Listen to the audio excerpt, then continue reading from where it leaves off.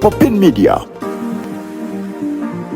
Njagala okwebaza ttiimu eyatambula naffe bannakayunga temwatulekerera.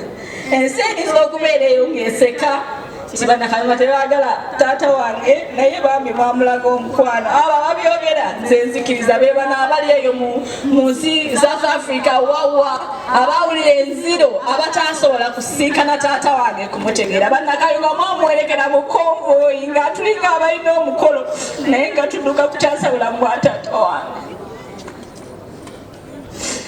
Tugenda okutuuka ku bypass nze ne mulaba wadde ankondo omanyi yali aŋŋumya ya amaaso gatandika okukyusa n'afulumya ebyovu ne ŋŋamba anko kiki ekyo anko naŋŋamba nedda ebyo bwedda abikola akyali mulamu naye awo ku bypass weyasomosa mukako ogwakola ki ogwasembe twagenda omutuusa enakasero nga yafudde dda. Balwana bamuze engulu naye nga yakoze eki yagenze. Nze n'okutuuka essaawa yakati sinnakkiriza nti daddi taliiwo. Gano amasimu ge boogerako nti yatukubiranga ng'olaba essimu ya daddi ng'ekuba bw'etyo omutima ne gukuvaamu bw'omanyi ekiddako agenda kubuuza bino na bino. Bw'oba omugamba nti toli wooli ng'akukebera ku ddibo toyinza okugamba oli mukono nga toli mukono ng'akuwulira bulungi n'ekyalo kooli nti ekyalo kino ng'akikugambawo oli wonna. Yadde binzi ate nga tebamumanyi kituufu abadde mukambwe era mu bantu abasinze okuloza ku bukambwe ndowooza yenze kubanga nze mbadde ng'omwana omukulu. Sometime natuuka ne ŋŋamba obadde lwaki mukambwe nnyo. At this moment mwegomba wakiramba ogolereko ate galamba ogole.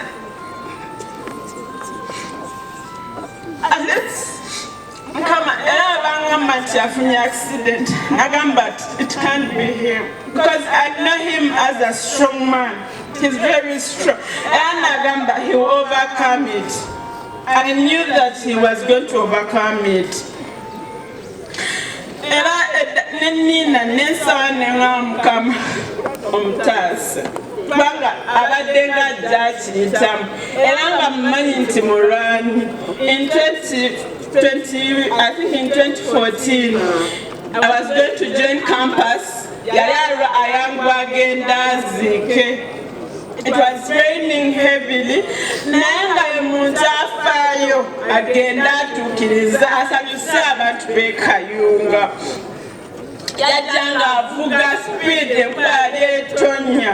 Ekimotoka ky'ebikajjo nga kiva eri. Ekimotoka kati mu kubagala okugira ne twovataninga era emmotoka yaggwawo. Naye emmotoka mu kugira nalaba mulaba nga yayimuse dda ng'ali waggulu. Era ffenna twavaamu nga tuli oke. Teyataane nagamba tugende mudda ne mugamba daddi tugendeko mudda nalama n'atumya emmotoka endala ne tweyongerayo gye twali tugenda. Era twamulako bukeenda obwali painkillers. Then we continued where we were going. He was such a strong man. Yafiirira Kayunga. Even to his last moment, yafa Kayunga.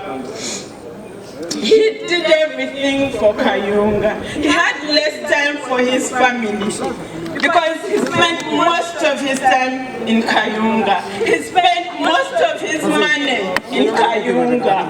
His money, the government did it was his hard-earned money.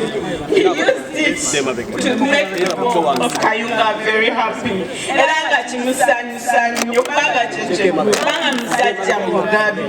Abantu abasinga abali wano bonna abadde empagi yaabwe era buli omu asigalidde awo. Abato, abakadde, abakulu, abadde muzadde wa buli omu. Abantu abasinga basigadde nga bamulekwa.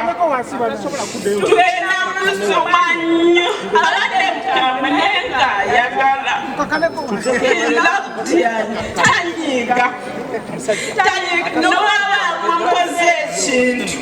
When you need him, he will show up. So to feel it, Uganda efiiriddwa omuntu gwe mbadde temumanyi era ekifaananyi abantu kye balina kifaananyi kirala nnyo.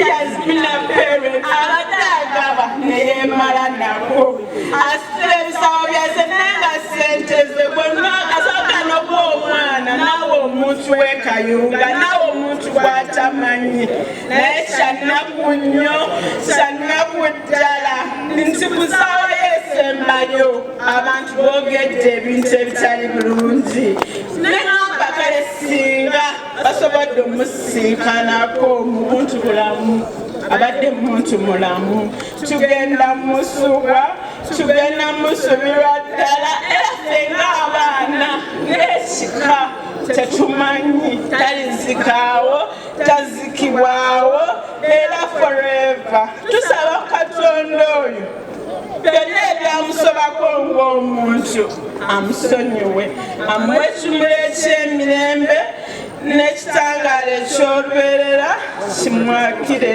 emirembe gyonna ate omitege. Kale kakati abaana mwenna ab'entumbwe za Kalangwa n'ab'ekyenda kya maama mugende mufukamire ku ssanduuko kitukirire.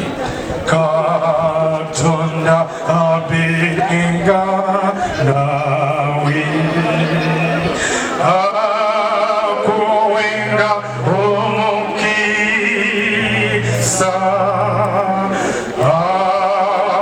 akubalire mubabe akukomo kutuso kufere mikolo gulu weraba kusibura otambu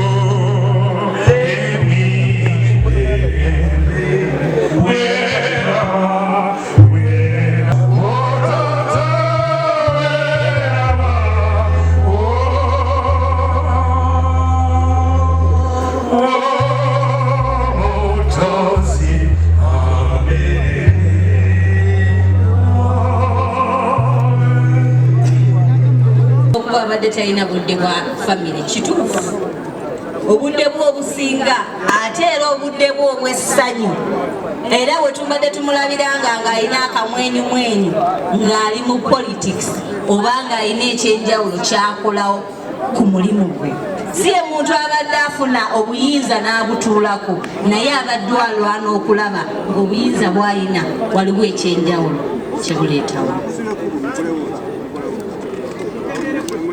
Olunaku lwasembayo okulabwako ng'atambula ku nsi eno boogedde kituufu nali naye nga bwe muwulidde baganda bange boogera taata waffe essaawa 11 abadde nga yatunudde dda bizinesi ze zitandise okukola ki nga buli bizinesi ye gy'alina atandise obbakubira muli ku ki mukola ki mutandika okukola kino na kino naye nga bw'amala obbakubira naffe abaana baakola ki atunoonya gye tuli kati nze kwolwo nange yankeera 11 naŋŋamba oliwa nali siriimu mu Kayunga naŋŋamba nkwagala mu ddakiika ezitasukka 3 nga mu Kayunga okoze ki oyingidde era gye nali nenvaayo nentambula kumbe saamanya nti yankeera ku makya okunkubira ng'ayagala kunsiibula.